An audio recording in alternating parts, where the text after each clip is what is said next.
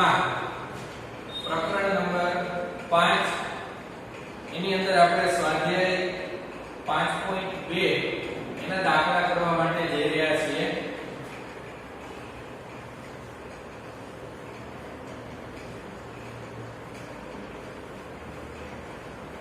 તો એની અંદર સૌથી પહેલા આપણે થોડા એનું જે સૂત્ર છે એનું પદ શોધવા માટે એના વિશે આપણે ચર્ચા કરી લઈએ, જેથી કરીને આપણે દાખલાઓ છે ગણવામાં સરળતા રહે. તો સૌથી પહેલા આપણી પાસે એનું પદ શોધવા માટેનું સૂત્ર છે. એનું પદ શોધવા માટેનું સૂત્ર. તો એનું પદ, એનું એટલે કોઈ પણ આપણે n ની જગ્યાએ કિંમત લઈ શકીએ, બીજું, ત્રીજું, પાંચમું, 20મું. તો એવું એનું પદ શોધવા માટેનું આપણી પાસે અહીંયા સૂત્ર છે કે an બરાબર a પ્લસ n માઈનસ 1 અને d. તો અહીંયા આપણે ખબર છે કે આ સૂત્રની અંદર a એટલે કે પ્રથમ પદ, a નો મતલબ થાય છે પ્રથમ પદ, ત્યારબાદ n નો મતલબ થાય છે પદનો ક્રમાંક. એટલે કે 5મું પદ હોય તો n બરાબર 5 થાય, 20મું પદ હોય તો n બરાબર 20 થાય. આવી રીતે હવે d, તો d એટલે અહીંયા છે સામાન્ય તફાવત. d નો મતલબ થાય છે સામાન્ય તફાવત.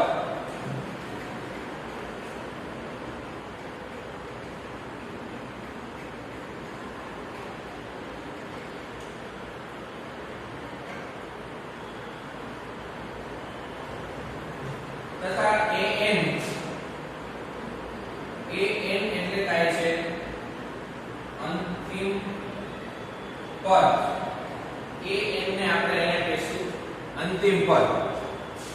તો આ જે શબ્દો છે આ આપણે ખાસ યાદ રાખવાના છે. આ સૂત્ર છે એનું પદ શોધવા માટેનું. a એટલે પ્રથમ પદ, n એટલે પદનો ક્રમાંક, d એટલે સામાન્ય તફાવત અને an એટલે થાય છે અંતિમ પદ. તો એના દાખલાઓ આપણે જોઈએ તો આપણે છે સ્વાધ્યાય 5.2 ની અંદર દાખલા નંબર 2, દાખલા નંબર 1 ની અંદર પહેલો દાખલો આપણે જોઈએ તો એની અંદર આપણને a, b અને n ની કિંમતો આપેલી છે, જે તમને કોષ્ટક આપેલું છે પેજ નંબર 89 ઉપર. તો એમાં a ની કિંમત આપણે આપી છે 7, ત્યારબાદ d ની કિંમત આપી છે 3 અને n ની કિંમત આપી છે આપણે 8. તો આપણે શોધવાની છે an ની કિંમત. તો an ની કિંમત શોધવા માટે આપણી પાસે સૂત્ર છે. આ જ સૂત્રનો આપણે અહીંયા ઉપયોગ કરશું. an બરાબર a plus n minus 1 d. તો an આપણે શોધવાનું છે.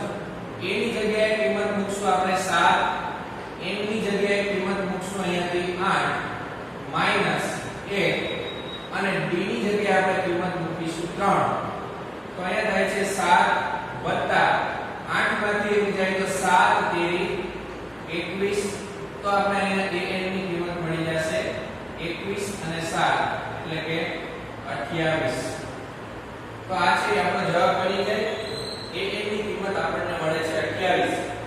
એવી જ રીતે એની અંદર ત્રીજો દાખલો આપણે જોઈએ તો ત્રીજા દાખલાની અંદર આપણે શોધવાનું છે a. a ની કિંમત આપણે એમાં શોધવાની છે. આપણને આપેલી કિંમતો છે b બરાબર -3, એવી જ રીતે n બરાબર 18,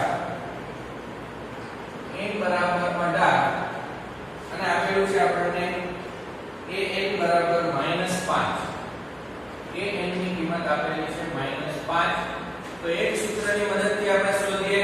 પહેલા સૂત્ર મૂકીએ તો an બરાબર a plus n minus 1 into d. તો an ની કિંમત આપણે મૂકીએ -5. a ની કિંમત આપણે મૂકીએ શોધવાનું છે એટલે a એટલે n ની કિંમત આપણી પાસે છે 18 -1 અને b ની કિંમત મૂકીશું આપણે -3.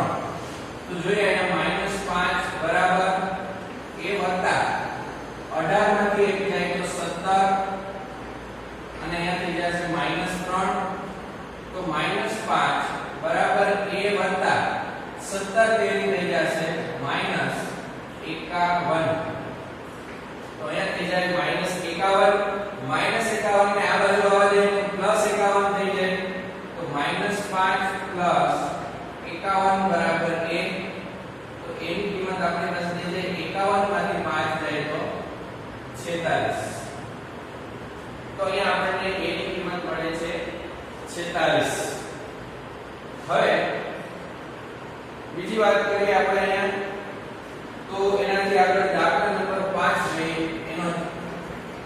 તો પાંચમા દાખલામાં આપણને a ની કિંમત આપી છે 3.5. ત્યારબાદ b ની કિંમત આપી છે 0. a ની કિંમત આપી છે 105 અને an આપણે શોધવાનું છે. તો આ દાખલો છે એ તમારે હોમવર્કમાં કરવાનો છે અને આના સિવાયનો જે આપણે બીજો દાખલો રાખ્યો છે એ પણ તમારે હોમવર્કની અંદર કરવાનો છે. હવે આપણે જોઈએ દાખલા નંબર 2. દાખલા નંબર 2 જે આપણને MCQ પ્રકારનો આપેલો છે. એની અંદર સમાંતર શ્રેણી આપણે આપેલી છે 10 7 4 આવી શ્રેણી આપેલી છે આપણે.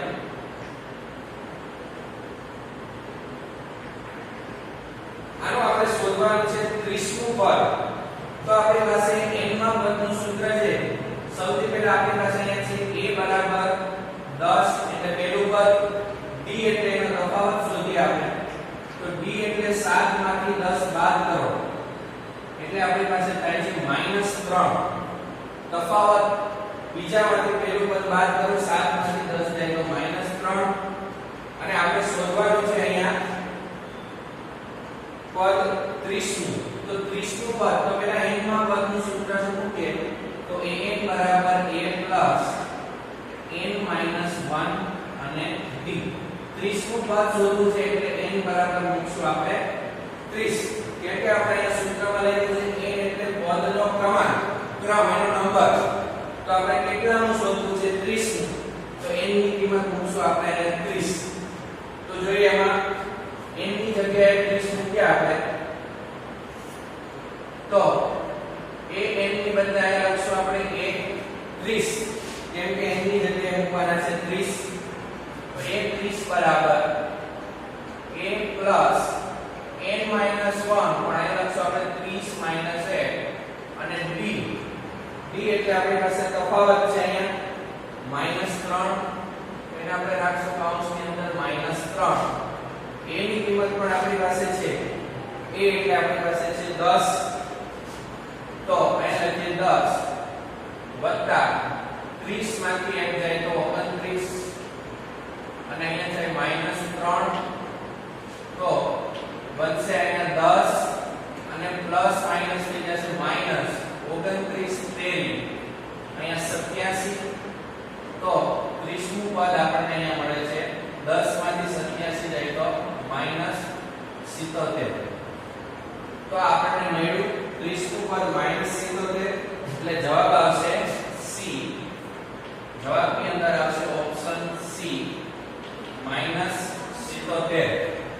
આ થઈ જાય આપણો જવાબ.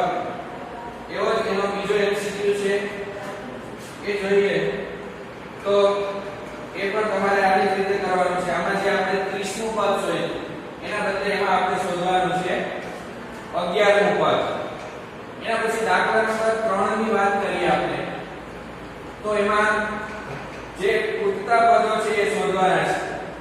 પહેલા દાખલાની અંદર એમાં આપણને આપેલું છે 2 પછી આપણને ખાલી જગ્યા આપેલી છે બોક્સ અને પછી આપેલું છે 26.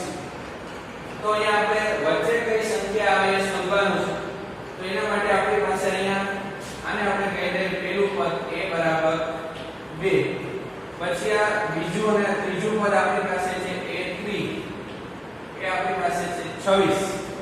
તો આનું સૂત્ર મૂકીએ આપણે a3 એનું સૂત્ર મૂકીએ તો a3 બરાબર a plus n minus 1 અને d. n માં પદનું સૂત્ર છે પણ n ની જગ્યાએ આપણે 3 લખ્યું છે તો અહીંયા પણ 3 લખી શકાય. ત્રીજું પદ એટલે 26. a3 ની કિંમત આપણી પાસે 26 છે, a ની કિંમત છે આપણી પાસે 2, n એટલે આપણી પાસે શું છે n ની કિંમત n એટલે 3 તો 3 minus a અને d.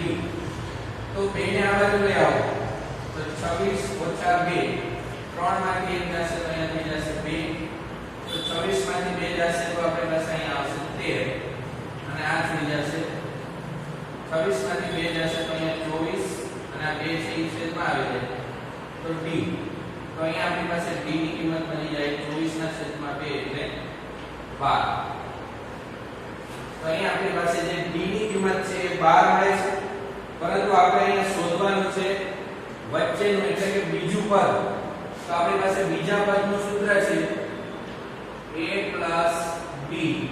તો બીજું પદ એટલે a એટલે કેટલા છે આપણી પાસે 2 પ્લસ d ની કિંમત આપણી પાસે છે 12. તો બીજું પદ છે આપણી પાસે મળી જાય છે 14. તો આવી રીતે છે તમે દાખલાઓ ગણી શકો છો. ત્યારબાદ બીજા દાખલાની એમાં વાત કરીએ તો એમાં આપણને બે ખાલી જગ્યાઓ આપેલી છે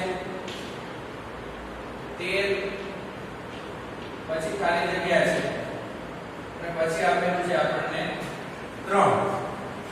તો અહીંયા તમે પહેલું અને ત્રીજું પદ આપણે શોધવાના છે, બીજું અને ચોથું પદ આપણને આપેલા છે. તો આ બીજું પદ છે તો બીજા પદનું આપણી પાસે સૂત્ર છે a2 બરાબર a plus d. તો a2 એટલે બીજું પદ આપણી પાસે છે 13 તો 13 બરાબર થઈ જાય a plus d અને આપણે આપી દઈએ નંબર 1. ત્યારબાદ ચોથું પદ છે તો ચોથા પદનું પણ આપણી પાસે સૂત્ર છે a plus 3d. તો ચોથું પદ આપણી પાસે છે 3 તો 3 બરાબર થઈ જાય a plus 3d અને આપણે આપી દઈએ સમીકરણ નંબર 2. હવે આને આપણે લોકની રીતે ઉકેલીએ તો આ બંને સમીકરણને આપણે લખીએ કે a plus d બરાબર કેટલા છે 13 અને અહીંયા a plus 3d એની જગ્યાએ આપણી પાસે કેટલા છે 3. આ બંને સમીકરણને આપણે અહીંયા લખીએ a plus d બરાબર 13 અને a plus 3d બરાબર 3. તો અહીંયા લોકની રીત માટે ઉકેલવા માટે આને આપણે આવી રીતે નિશાની બદલાવી બાદબાકી કરવા માટે તો a એ કેન્સલ, d માંથી 3 વખત d જાય તો એ થઈ જાય -2d. એવી રીતે 13 માંથી 3 જાય તો થઈ જાય 10. તો અહીંયા થઈ જાય d બરાબર 10 ના છેદમાં -2 એટલે d ની કિંમત આપણી પાસે આવશે અહીંયા -5. તો d ની કિંમત આપણી પાસે -5 આવે છે. સમીકરણ 1 ની અંદર મૂકો -5 સમીકરણ 1 પરથી. તો સમીકરણ 1 લખીએ a plus d બરાબર થઈ જાય છે અહીંયા 13.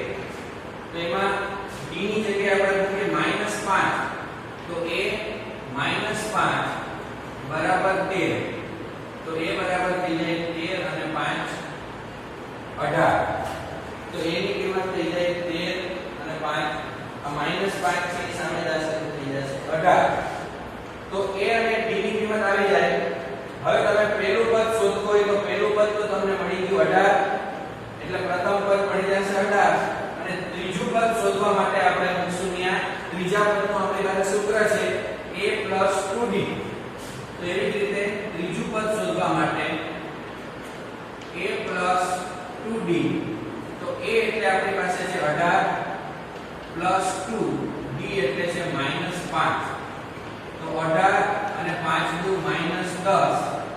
તો ત્રીજું પદ આપણી પાસે થઈ જાય 18 માંથી 10 જાય તો 8.